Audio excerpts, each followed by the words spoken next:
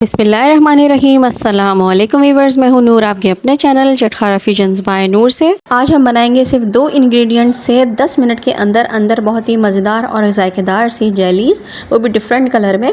और इस जेली को बनाने में ना तो मैंने अगर अगर इस्तेमाल किया है और ना ही हम जेलेटिन इस्तेमाल करेंगे, बल्कि हम वो एक इंग्रेडिएंट इस्तेमाल करेंगे जो कि आपके घर में ही मौजूद होता है और बहुत ही सस्ता पड़ जाता है। बमुश्किल 10 रुपए का ही आपको इस्तेमाल करना पड़ेगा। ऐसी जायकेदार और परफेक्ट जेली बनकर आपकी रेडी होगी कि आप खुद हैरान रह जाएंगे और मार्केट से आपको महंगी जेली लेने की भी जरूरत नहीं पड़ेगी। तो आइए फिर रेसिपी को स्टार्ट कर लेते हैं। सबसे पहले एक बर्तन में मैं 1 कप के करीब चीनी ले लूंगी। ये पिसी हुई चीनी नहीं है और इसमें हम आधा कप पानी शामिल कर देंगे।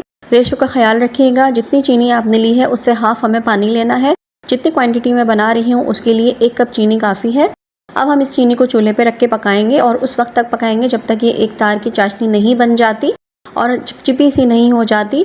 अभी ये देखिए, ये एक तार की चाशनी नहीं बनी है और ना ही ये चिपचिपी सी हुई है, ये बिल्कुल अभी नॉर्मल सी है। तो हम इसको मज़ीद और पकाएंगे। ये देखिए, चाशनी हमारी गाढ़ी हो चुकी है। अब इसको हम चेक कर लेते हैं कि ये इसमें तार बन रहा है कि नहीं। ये देखिए, इसमें एक तार बन रहा है, बस हमें इतनी ही इसकी कंसिस्टेंसी चाहिए। अब यहाँ पे मैं शामिल कर दूँगी 1 चुटकी के करीब टाटरी। अगर आपके पास टाटरी अवेलेबल ना हो तो आप इसमें 4 से 5 कतरे नींबू के भी शामिल कर सकते हैं। इससे ये होता है कि इसकी क्रिस्टलाइजेशन को हम स्टॉप कर देते हैं, ये जमेगी नहीं चाशनी हमारी। बस अब हम फ्लेम को ऑफ कर देते हैं। टाटरी भी हमारे क्रिस्टल्स जो थे वो घुल चुके हैं। अब इस फ्लेम को ऑफ करके इसको हम थोड़ा सा ठंडा कर लेंगे।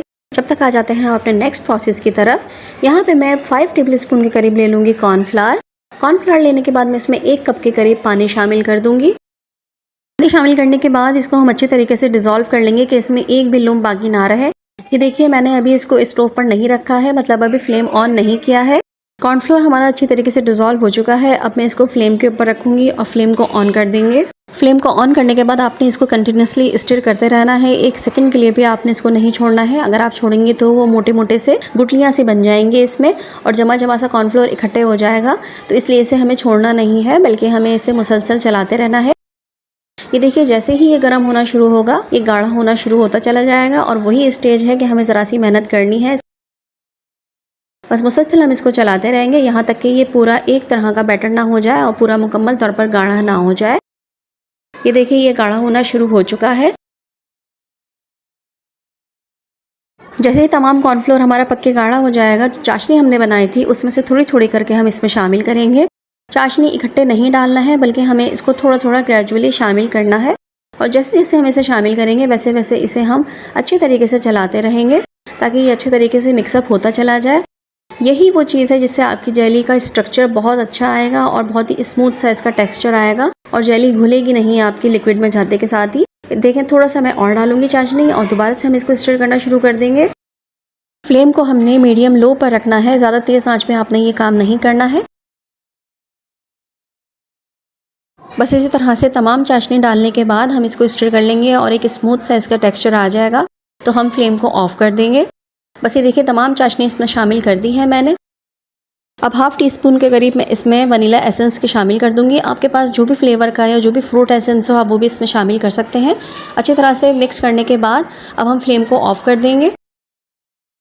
यहाँ पे मैंने पहले से ही बाउल्स में कलर रेडी करके रख लिए हैं। मैं ग्रीन, ऑरेंज और रेड कलर इस्तेमाल कर रही हूँ। आप चाहें आप कोई सा भी कलर यूज़ कर सकते हैं। अब थोड़ा थोड़ा बैटर इक्वली मैं तीनों बाउल्स में डाल दूंगी। यहाँ पे अभी हमारा जो बैटर बनाया था हमने कॉर्नफ्लोर का, वो अभी गर्म है और आपको ये काम सारा गरम गरम में ही करना है। अगर बैटर ठंडा होगा तो फिर ये जम जाएगा और फिर ये अच्छी तरीके से मिक्स नहीं होगा। तीनों बाउल्स में इक्वली बैटर ट्रांसफ़र कर दिया गया है। अब इसको हम मिक्स करना शुरू करेंगे। अच्छे से हम मिक्स करेंगे जल्दी जल्दी, ताकि गरम गरम में ही इसको हम मिक्स कर लें। ये देखिए, ग्रीन कलर हमारा अच्छे से मिक्स हो चुका है। अब मैं दूसरे कलर्स को भी इसी तरह से अच्छे से मिक्स कर लेती हूँ। आप चाहें तो आप लिक्विड कलर या पाउडर कलर कोई सा भी इस्तेमाल कर सकते हैं, जो भी आपके घर में अवेलेबल हो। अगर एक कलर भी आपके घर में अवेलेबल है तो आप उसी की जेली बना लीजिए। यहाँ पे मैं आपको याद दिला दूँ कि अगर आपको मेरी वीडियो अच्छी लग रही है तो मेरी वीडियो को लाइक कर लीजिए और अपने फ्रेंड्स फैमिली में शेयर भी कर दीजिए। और अगर आप मेरे चैनल पर नए हैं तो चैनल को सब्सक्राइब कर लीजिए, बेल का आइकन भी प्रेस कर दीजिए। और हाँ, मुझे ये जानकर बहुत ज़्यादा खुशी होगी कि आप किस शहर या किस मुल्क से मेरी वीडियो को देख रहे हैं। अब इन तमाम जेलीज़ को खुले बर्तन में अलग-अलग निकाल लेंगे ताकि ये अच्छे से ठंडे हो सकें। जेली को प्लेट में ट्रांसफ़र करने के बाद इसको अच्छे से स्प्रेड कर लेंगे। जितनी स्मूथ हो सकेगी हम उतनी स्मूथ कर लेंगे। इसी तरह से हम रेड जेली भी सेट कर लेंगे और इसी तरह से हम ऑरेंज जेली भी अपनी सेट कर लेंगे। बस तमाम जेलीज़ को सेट करने के बाद या तो आप इनको 15 से 20 मिनट के लिए बाहर पंखे के नीचे ही रख दीजिए या फिर आप चाहें तो आप इसे फ्रीज़र में भी रख सकते हैं 5 मिनट के लिए। ये बिल्कुल सेट हो जाएंगी। ये देखिए 5 मिनट मैंने इनको फ्रीज़र में रखा है और ये जम के बिल्कुल सेट हो चुकी हैं। अब हम इनको डिज़ायर्ड साइज़ में काट लेंगे। मैं यहाँ पर शरबत के लिए काट रही हूँ तो इसलिए मैं इनको छोटे क्यूब्स में काटूँगी। ज़बरदस्त सी हमारी जेली सेट हो चुकी है। यहाँ पे मैंने छोटे छोटे क्यूब्स में काटा है क्योंकि शरबत में छोटे क्यूब्स अच्छे लगते हैं जेली के। ये देखिए इस तरह से आप अगर अपनी कस्टर्ड या डेज़र्ट के लिए काटना चाह रहे हैं तो फिर आप उस हिसाब से क्यूब्स काटिएगा। थोड़े से बड़े साइज़ के कटते हैं उसमें।